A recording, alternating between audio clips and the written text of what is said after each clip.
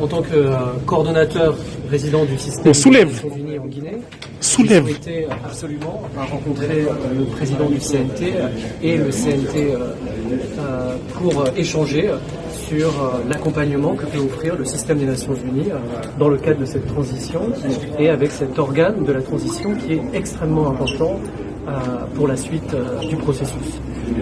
Donc voilà, nous avons tenu déjà à féliciter le président pour sa nomination, ainsi que les nominations des deux vice-présidents, qui sont un signe fort aussi de l'engagement qui est fait par le CNT de traduire la vision du président de la transition clairement, notamment à travers l'appui des politiques sur le genre, de la lutte contre les violences basées sur le genre, mais aussi sur toutes les dimensions des droits humains, sur l'appui au processus de réconciliation.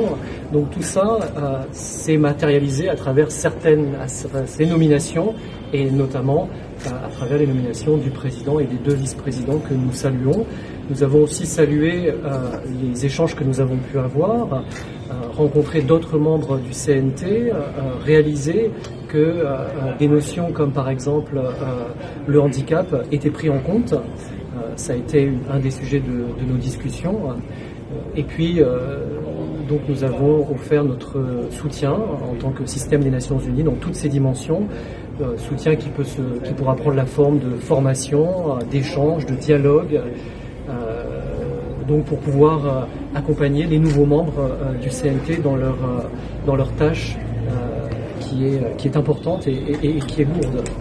Voilà, donc les discussions ont porté sur les différentes dimensions de la transition, sur la rédaction de la nouvelle constitution, sur ce qu'il est important de mettre dans cette constitution, sur évidemment les préoccupations qu'ont les Nations Unies sur ces dimensions d'inclusion, sur le droit des enfants, le droit des femmes, sur l'importance à apporter à la jeunesse aussi. Donc je ne serai pas exhaustif dans tout ce qui a été discuté, mais juste pour vous dire que les discussions étaient riches, ouvertes, extrêmement intéressantes et que nous avons réitéré évidemment avec mes collègues présents ici du système des Nations Unies notre volonté d'accompagnement à travers l'expertise qui est disponible dans le système des Nations Unies. Inutile de vous demander quelle sera la suite, mais est-ce que vous avez été convaincu des réponses et des échanges du président, la suite de cette rencontre, quelles seront les retombées? Alors, comme je l'ai dit, il faut passer de la parole aux actes. Donc ce que j'ai entendu m'a rassuré évidemment, m'a beaucoup intéressé aussi.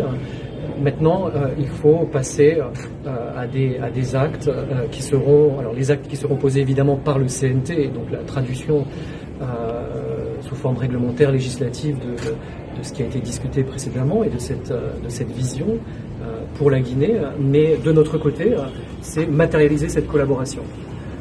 Donc, de la durée du mandat et de la transition, est-ce qu'il en a été question? Nous attendons donc des propositions claires, précises sur le soutien qui est attendu de notre part. Et à partir de là, nous pourrons mettre en place l'expertise, de la formation dans ce domaine-là.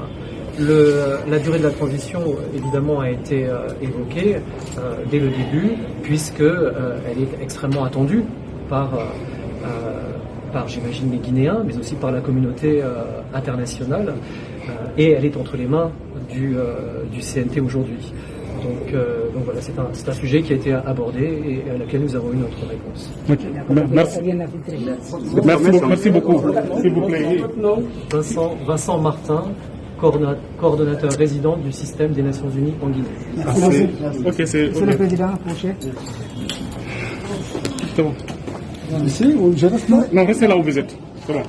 Tournez, orientez vos caméras. Très fortes attentes que nous entendons effectivement combler. Nous avons parlé particulièrement de la réconciliation qui est une des dimensions des missions qui sont assignées au CNT. Nous leur avons dit que nous travaillerons dans ce sens, nous impulserons justement ce dossier pour que effectivement un mécanisme de réconciliation nationale soit trouvé afin que finalement le contentieux guinéen puisse être apuré et que les Guinéens puissent se parler, se pardonner d'abord, après avoir connu la vérité sur ce qui s'est passé, se pardonner et se mettre à l'essentiel qui se trouve être le développement.